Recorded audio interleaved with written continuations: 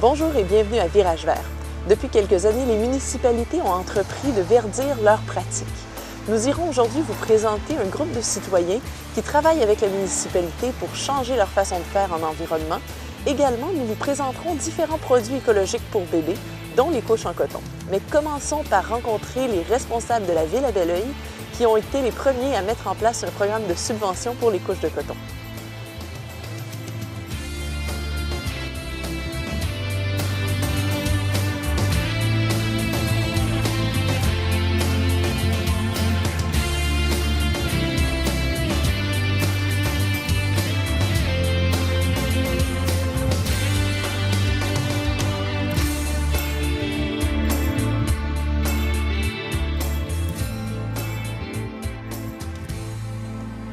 Bonjour, Monsieur Janotte, vous êtes maire de la ville de Belleuil. Oui. Et Madame Vallière, directrice générale.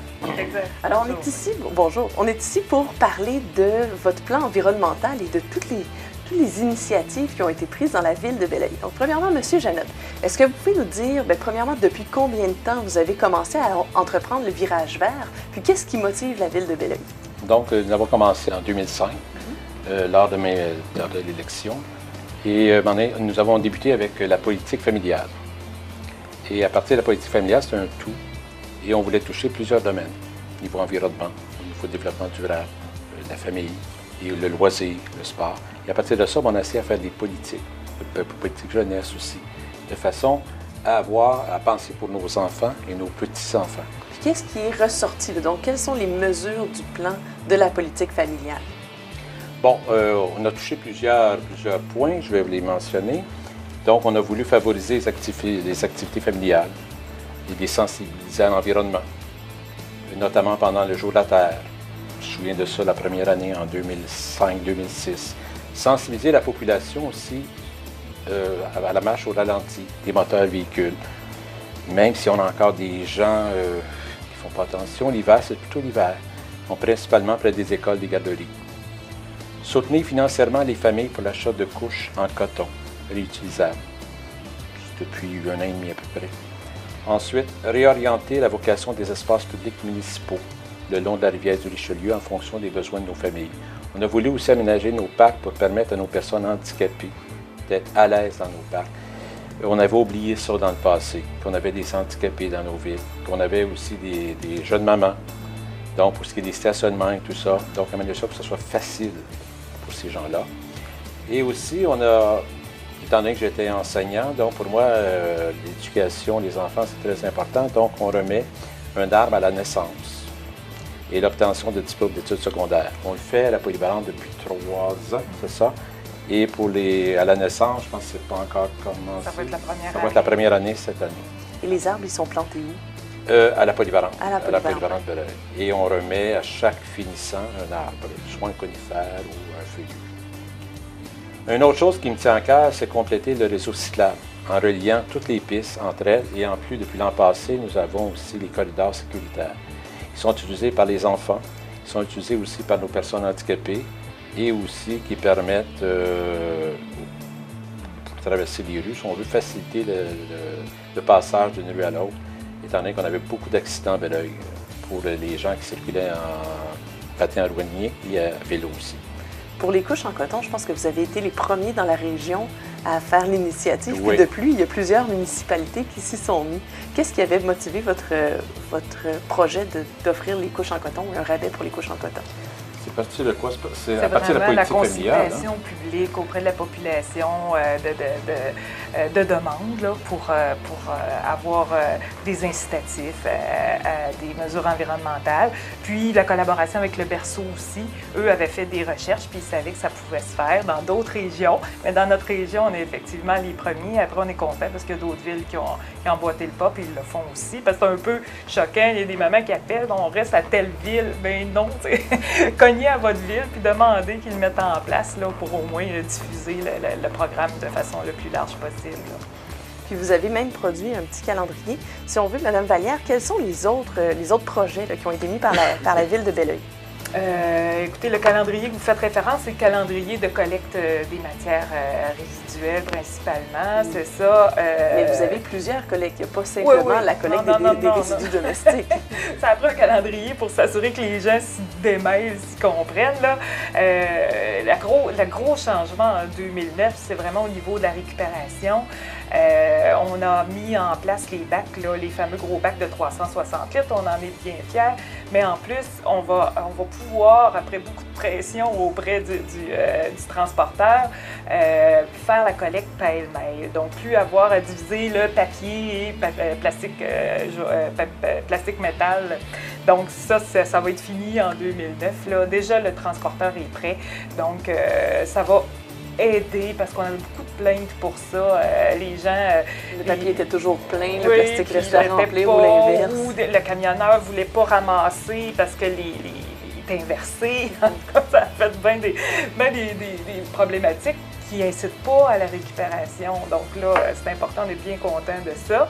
On a aussi mis en place, fin 2008, un programme de compostage domestique. Ça, écoutez, on n'est pas rendu à la 3e voie qui est porte-à-porte encore, même si c'est en réflexion, on cherche des façons de faire pour le mettre en place, mais on veut inciter le compostage domestique. Donc là, on a commencé à acheter des bacs qu'on appelle la machine à terre, qu'on offre à la population conditionnelle. Les gens, pour avoir leur bac, doivent absolument assister à une formation qui est gratuite, qui est inclue dans le prix du bac. Bon, au moins, ils ont accès là, à une bonne formation. Est-ce que les citoyens participent pas mal? C'est quoi la réponse? Bien, on en a eu 2 formations en 2008. Une première sans le système d'achat de bac, qui était un petit peu moins populaire. La deuxième qui a eu lieu au mois d'octobre dernier, on a eu une bonne participation, je pense 60 ou 80 personnes là, dans la salle du conseil en haut. On a fait ça avec le bac qui était en démonstration, puis les gens pouvaient le commander après. On est allé livrer chez les gens. On veut vraiment, parce que c'est quand même assez gros hein, comme standard. Là. Puis il y a eu une bonne réponse. Les gens étaient bien contents. Puis on va relancer tout le programme en 2009. Ça, c'est avec Nature Action Québec qui fait la promotion de la formation. Donc, vous avez le recyclage, vous avez le compostage. Est-ce qu'il y a d'autres collègues? On a nos collègues de branche qui sont là depuis plusieurs années. Les résidus verts. Les résidus verts, ça, c'est relativement nouveau. On a lancé 2008. Fin 2007, 2008, on a eu une année complète. Puis là, 2009, on continue. Puis on a une grosse nouveauté pour les résidus verts. On veut, le Conseil a donné son accord. On a un avis de motion. On va passer un avis de motion en janvier 2009. On va interdire aux gens de jeter leur pelouse et de jeter les feuilles aux ordures. Okay.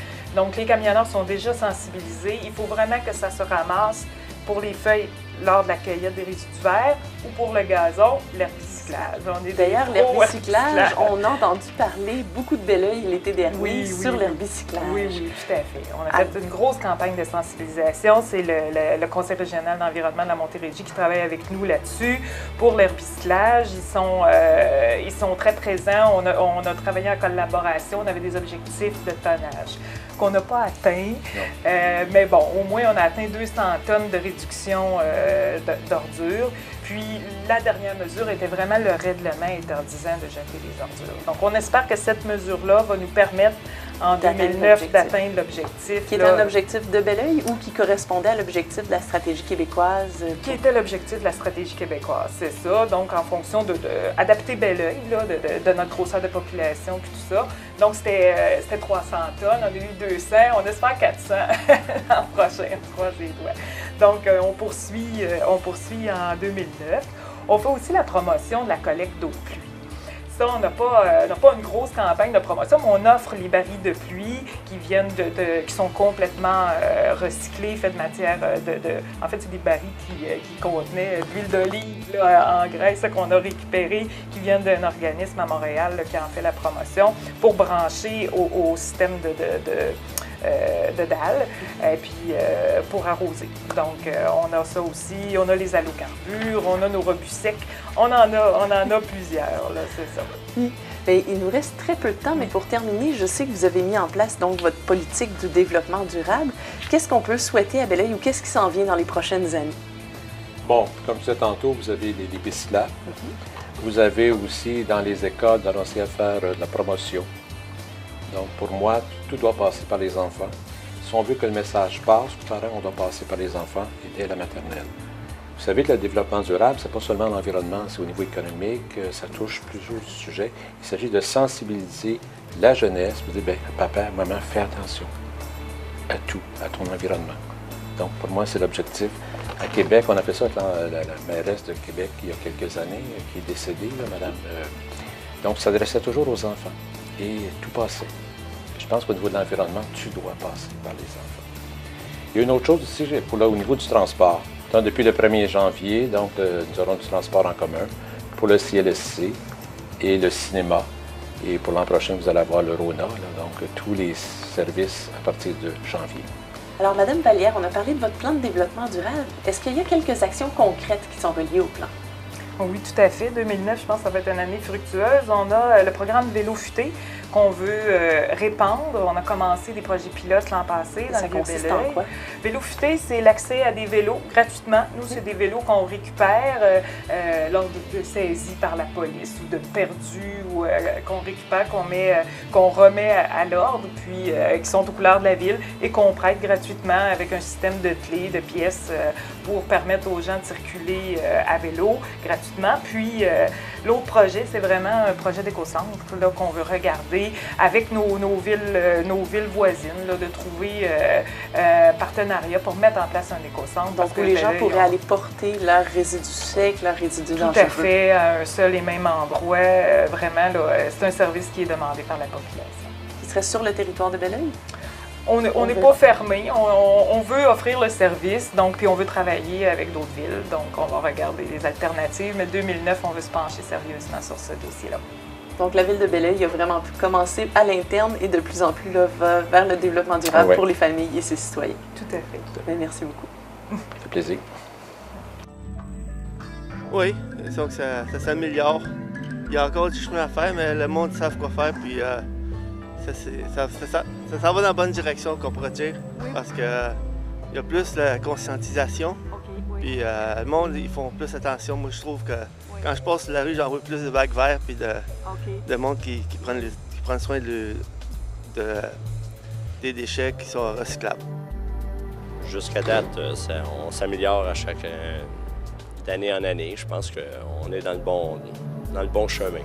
Bien, peut-être des meilleures informations côté qu'est-ce qui est recyclable, qu'est-ce qui ne l'est pas. Parce que je suis allé sur le site Recycle Québec, puis ils nous réfèrent à notre municipalité. On va sur la municipalité, puis il n'y a pas grand renseignement, là. Quel contenant qui est recyclable, les sacs de plastique, ces choses-là, c'est pas clair. Il y a des petites choses à éclaircir. Bien honnêtement, on n'est pas très au courant, à part du recyclage traditionnel, je dirais. Je dirais qu'il faut partir des écoles avec les enfants. Moi, j'ai 2 jeunes filles au secondaire, mais même au primaire. Je pense qu'il y a encore de la sensibilisation à faire de ce côté-là. Ça, la Ville pourrait faire ça. Bien, il n'y a pas de projet vert. De toute façon, ils sont en train d'éliminer. Alors, on ne peut pas parler de projet vert, on peut parler de destruction verte. Ouais. L'Action pour l'environnement de Saint-Basile est un organisme à but non lucratif qui travaille auprès des commerçants et des groupes communautaires pour implanter des pratiques plus environnementales. Audrey Quirion-Campo nous présente un reportage sur cet organisme. Notre organisme s'appelle l'Action pour l'environnement de Saint-Basile et ça a été formé à partir d'un groupe de citoyens. Donc, on s'est organisé en tant qu'organisme sans but lucratif. Et notre mission était à la base d'observer, d'analyser puis de pouvoir informer les grands basilloises sur ce qui se passait en matière d'environnement sur le territoire de la ville. En fait, on voulait justement regarder un petit peu différents enjeux qui nous préoccupaient au niveau de la ville et puis intervenir à ce niveau-là. Et puis on voulait aussi insister auprès des citoyens sur l'importance d'une implication citoyenne. Donc, dire aux gens, leur donner différents moyens pour qu'ils puissent intervenir directement auprès de leur communauté au niveau environnemental. Notre association avait aussi comme mission de faire la promotion de l'implication citoyenne en impliquant les commerçants, les jeunes et les citoyens dans leur milieu. Donc, on a différents projets qu'on a mis sur pied. Entre autres, on a un projet de fabrication de composteurs. Donc, on est en faveur du compost résidentiel, dans la mesure où on sait ce qu'on met dedans. Donc, on voulait que chaque résident pouvait avoir accès à un composteur à prix modique. Donc, dans une vision encore là environnementale, on ne voulait pas que ce soit des composteurs qui étaient faits loin, qui étaient importés ici dans des grandes chaînes. On voulait que ce soit fait localement. On a approché un groupe de jeunes, en fait, qui sont les scouts de Saint-Basile, qui font la confection des composteurs à partir de matériaux recyclés. Donc, c'est à partir de là où on implique les commerçants aussi, c'est que Pierre et Brique Montérégie nous fournissent les palettes de bois qui sont, dans le fond, qui sont à recycler. Nous, on fabrique les jeunes des composteurs à partir de ces palettes-là. Et on a aussi un autre commerçant qui est Mini Entrepôt Saint-Basile qui nous fournissent gratuitement les locaux pour qu'on puisse faire la confection des composteurs.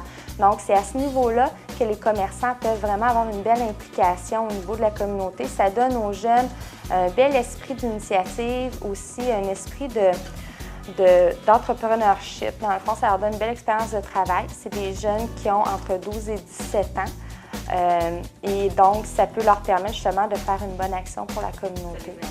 Ça les implique directement là, sur une cause qui est quand même assez belle, là, qui est l'environnement. On a aussi d'autres projets qui sont en cours. On a entre autres un projet qui est encore de la sensibilisation au compost, mais on fait le tour des écoles primaires de Saint-Basile. Donc, à partir de janvier, on va rencontrer les enfants et puis on offre justement un atelier sur le vermicompost. On leur laisse en cadeau un petit composteur qu'ils peuvent gérer dans la classe, où ils peuvent mettre leur restant de collation, puis ils peuvent voir aussi comment fonctionne tout ce petit univers-là. Donc, ça fait une petite sensibilisation aux enfants encore plus jeunes. On a aussi un projet où on veut inciter à aider les gens en fait à consommer plus localement puis à connaître leurs producteurs locaux. On aimerait mettre sur pied, on est en train de faire des démarches avec des producteurs pour avoir un petit marché public, donc qui serait soit de façon aux 2 semaines ou encore une fois par mois sur un territoire de la ville, où là, les gens pourraient venir rencontrer des producteurs, soit de vin, de fromage, de produits comme les fruits et légumes ou encore de la boucherie locale ou des petits producteurs qui vont pouvoir se faire connaître. Donc, c'est facile d'aller au gros supermarché, de prendre ce qu'on a besoin puis d'arrêter à sac en passant. Mais de pouvoir dire, bon, mais on peut donner une chance à des producteurs locaux de pouvoir faire rouler leur petite entreprise, on trouvait ça important aussi. C'est vraiment un geste que les citoyens peuvent poser et qui ont un gros impact sur le développement économique local. Ensuite, on avait aussi, au niveau de l'eau, on avait justement un projet qui était d'aider les gens à pouvoir se procurer des toilettes à faible débit de consommation. Donc, c'est tirer la chasse, on le fait plusieurs fois dans une journée, puis ça gaspille des litres et des litres d'eau. Donc, il y a déjà des technologies qui sont mises sur pied. On aimerait aussi avec la ville, puis avec encore là des commerçants, pouvoir avoir ces toilettes-là, peut-être avec des réductions, puis avoir un programme d'aide de subvention pour les résidents. Donc, les sous pour aider à l'acquisition des toilettes pourraient être faits à partir d'un autre projet qui pourrait rapporter des sous à la ville. Donc, pour s'assurer justement que la ville n'ait pas à débourser nécessairement pour le projet, mais permettre aux citoyens de pouvoir faire le changement vers ce mode-là plus économique d'eau. Comment je vois l'Action pour l'environnement de Saint-Basile dans les prochaines années? Écoutez, je trouve que présentement, ça avance bien. Je trouve qu'on arrive assez bien à fonctionner, à faire sortir nos idées, puis à les faire véhiculer aussi. Les gens adhèrent bien. On a un bon support de la ville aussi, donc on travaille bien en partenariat avec la ville. C'est sûr que des fois, il y a des petites divergences d'opinion, mais c'est normal aussi là, d'avoir à débattre nos points de temps en temps. Mais ça va bien. Je pense que ça va aller en grandissant, puis avec une belle grande famille de citoyens, là, on va arriver à faire des belles actions pour la ville. Puis j'espère qu'il y a d'autres groupes de citoyens à qui ça va donner l'idée de s'organiser. Ça donne une belle possibilité de s'impliquer dans sa communauté. Toute l'équipe de Virage Vert vous invite à nous faire part de vos commentaires ou suggestions en communiquant par téléphone au 450-464-7605 ou en écrivant par courriel à l'adresse suivante tvr9@videotron.ca. L'émission Virage Vert est en rediffusion sur les ondes de TVR9 le mardi à 19h et le jeudi à 10h30. Pour toute autre information, consultez en tout temps le site internet www.tvr9.org.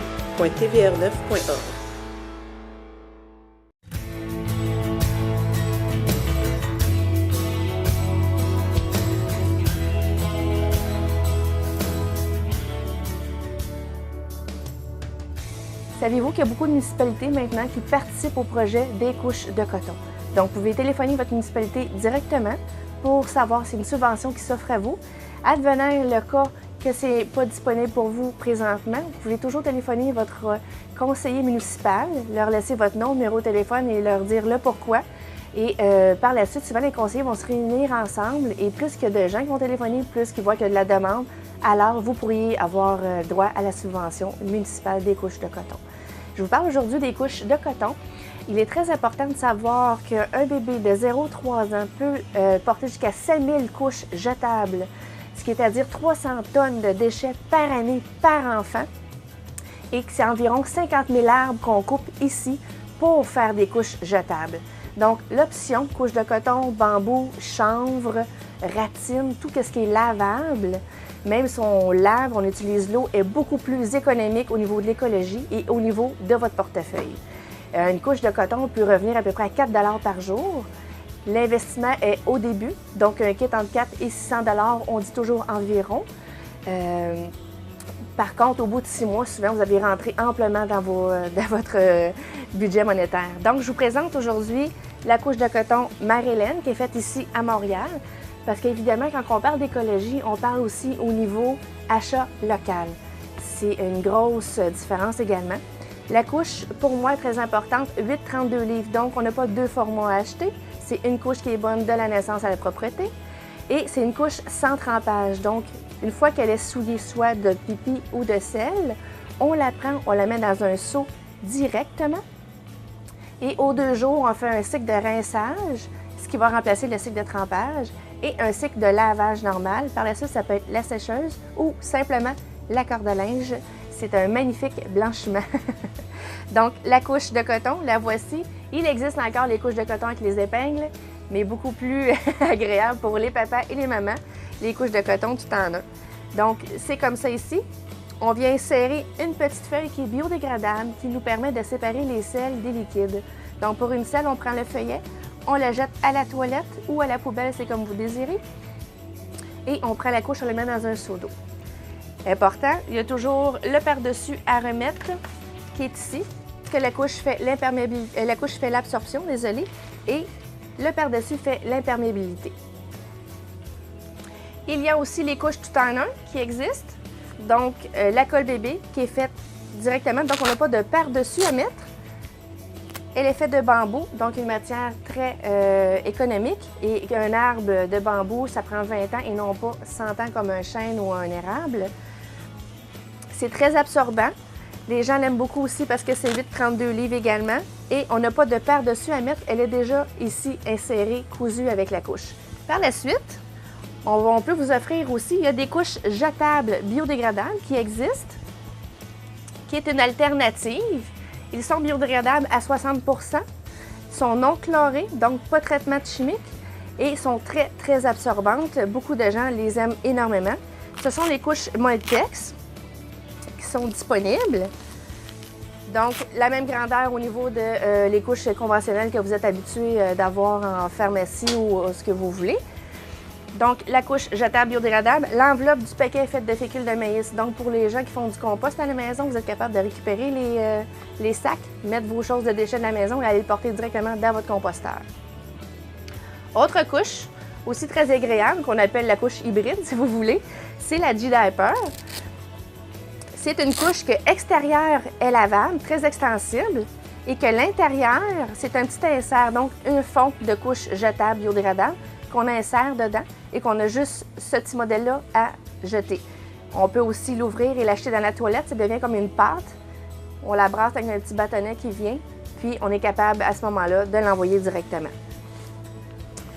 Donc, ceci complète notre chronique au niveau des couches lavables, jetables, biodégradables. Et il existe aussi beaucoup d'alternatives sur le marché pour les produits pour enfants et pour bébés. Je vous en présente quelques-uns. Vous avez la gamme Souris verte, donc tout ce qui est colique, tonique, sirop, Herbozane pour les faufounes, crème bobo, c'est excellent, c'est ce qui est brûleux piqûre. Vous avez du shampoing, du gel douche pour enfants qui est fait ici à Blainville, donc toujours très localement. Vous avez la gamme de produits pissenlit coccinelle. On a la gamme aussi, tout ce qui est béquet bobo, donc des petits oursons qui sont faits à base de céréales et camomille. Au niveau tout ce qui est colique, on les réchauffe. C'est un petit sac magique pour enfants. C'est vraiment très abordable, qui est fait ici à Sainte-Julie par une maman que sa petite fille était malade également.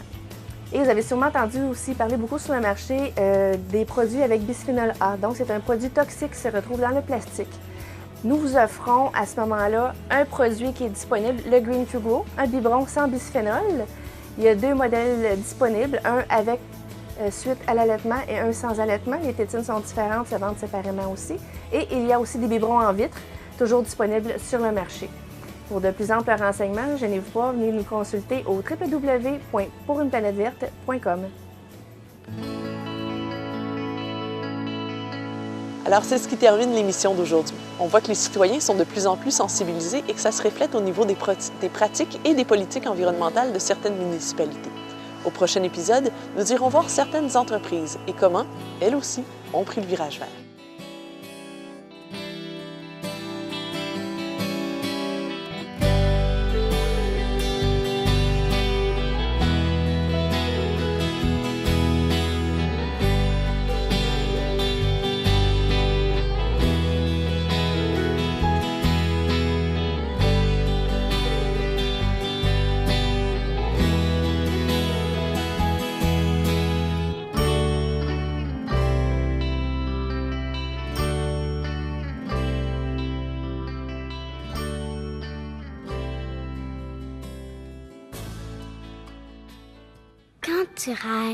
Quand tu rêves qu'une chose extraordinaire va arriver, parfois tu peux oublier les aiguilles, la douleur et passer au travers. Oublier qu'on peut pas sortir. Rire avec ma famille, visiter une place magique et passer au travers. La Fondation Rêve d'enfant. Imaginez la puissance d'un rêve.